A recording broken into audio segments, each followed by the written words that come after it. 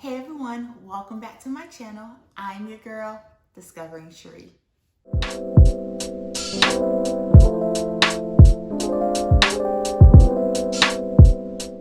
So in today's video, I have the pleasure to hold my first interview with someone that you've seen in a lot of the videos recently. So that is right, if you guessed it, it's gonna be my cousin Shanece, who is an interior designer, and she was our interior designer as we moved into our new home. She has assisted us and given us some additional tips and tricks when it comes to decorating our home, and it was just so amazing having her up here. Now, before we get into that interview, if you haven't done so already, make sure that you subscribe to my channel. Make sure that you give this video a thumbs up, leave a comment, and make sure that you hit that notification bell so you do not miss out on any of the videos that I post. I'm not gonna draw this intro out any longer. Let's get into learning a little bit more about Shanece. My name is Shanece. I am an interior designer / visual merchandiser. I currently work for IKEA as a visual merchandiser. I also on the side do interior design for friends, family, and starting to pick up clients. I am a nature lover. All things nature, animals. I'm also very health conscious and sustainable. It's always been a part of me. Unbeknownst to them, but my brother-in-law and sister were the driving factors for me wanting to be in interior design. They are 10 years and 12 years older than me, so they were already starting to buy houses and, you know, growing up, getting married by the time I was in high school. In high school, they would take me around, go look at model homes, go look at houses for sale, and it really piqued my interest, especially seeing the model homes and the new built constructions and all that.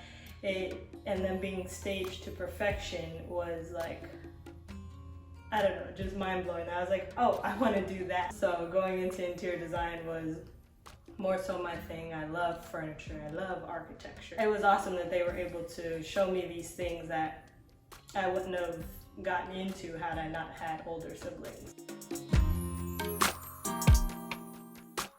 I studied at Florida State University in Tallahassee, Florida. I had between two options, FIU and Florida State, and I chose Florida State because we were nationally accredited as well as nationally recognized in the top 10 schools across America for interior design. And it was amazing because it was its own little community. So it was very beautiful because everything there is that red brick with the dark roof, everything is the same, you know, and so it made you feel like you were in the South and, you know, in this beautiful town, even though it's a college campus. And so FSU was my love for a while. It really made me want to go to school. The program itself was difficult, but amazing, because had I not gone through those hard times, I wouldn't have become the person I am today, you know, pushing myself to do better. Having those teachers, having, you know, a few good classmates that push you and show you what is possible, and it just made me become a little more creative. So FSU really broadened my horizon and really made me grow up in a way, you know, and in a good way. I would say my personal style is all over the place.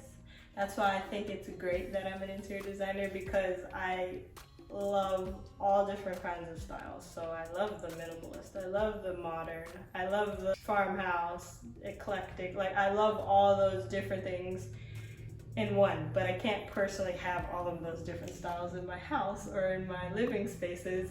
So that's why it's great that I'll be able to design these different kinds of styles for people.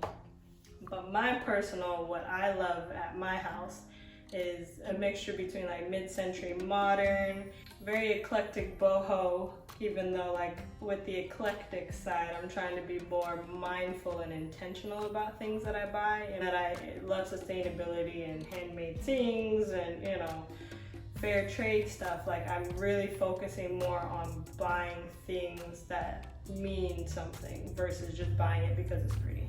So, which I'm also trying to, you know, bring into other people's lives and stuff as well. Because I want them to be mindful about things, you know.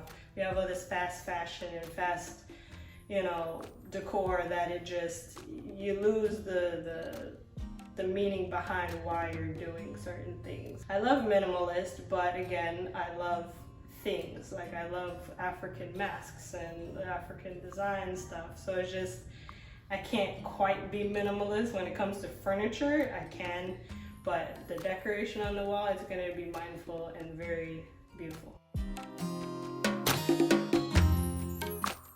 I would say the current design trends that I've been seeing, at least working at IKEA and Pinterest, you know, love Pinterest, I would say there's two different things. So like ultra modern, because I live in Miami, or I live in South Florida, so they're still with the super ultra modern, sleek lines, everything white, like no color, nothing. Everything looks the same.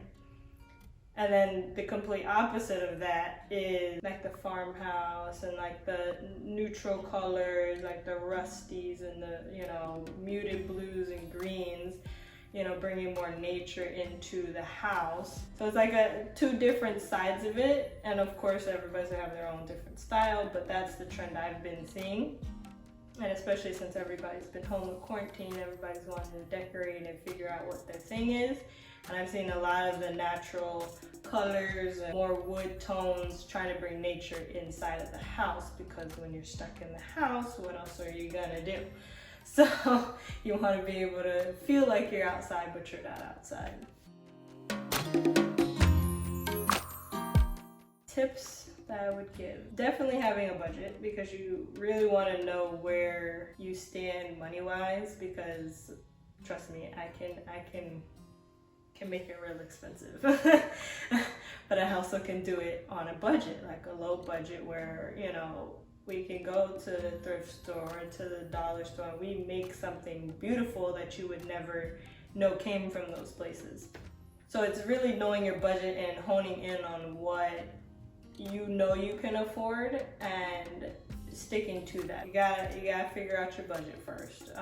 Whether that includes an interior designer or not, but having consultation to see what you can get with whatever interior designer, having to include that into your budget and knowing, you know, where you stand with that. Another tip I would have: knowing your style. Best to know your style, whether you fully know it or you find it out by looking at Pinterest and start saving things. Making a Pinterest board is the best thing you can do, because then it gives yourself, as well as if you're working with a designer, ideas on what you like, you know, furniture style, colors, you know, things like that. So those two, I would say, are probably the most important things when it comes to, you know, tips on designing a new house. Say for like a third tip, be shopping around. So you're, again, buying for yourself or you have a designer, shopping around at the different stores to see what prices they have on similar items, because you don't have to be dead set on this particular furniture or this particular color. Say if it's paint, a lot of times you can find the same colors in all the different paint companies. But with furniture, it's definitely shopping around, because you don't want to be stuck with one store thinking that you're going to get everything from there. You're not going to get everything from there.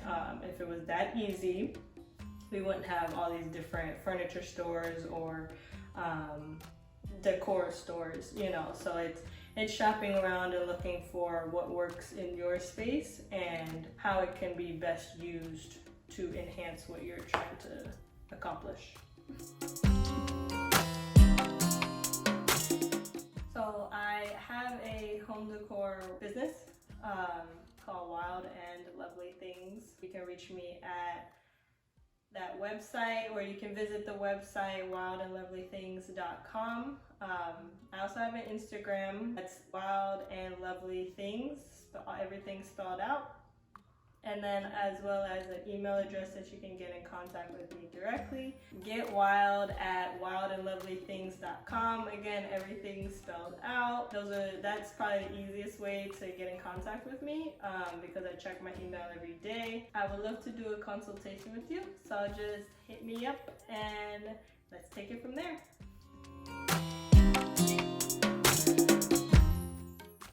I hope you guys enjoyed that interview. If you want to know more about Shanece, or you want some assistance from her, or even just some additional tips and tricks, make sure that you contact her. All of her information is in the description box. All right, you guys, until the next video, as always, thank you guys for watching. See you in the next one. Bye.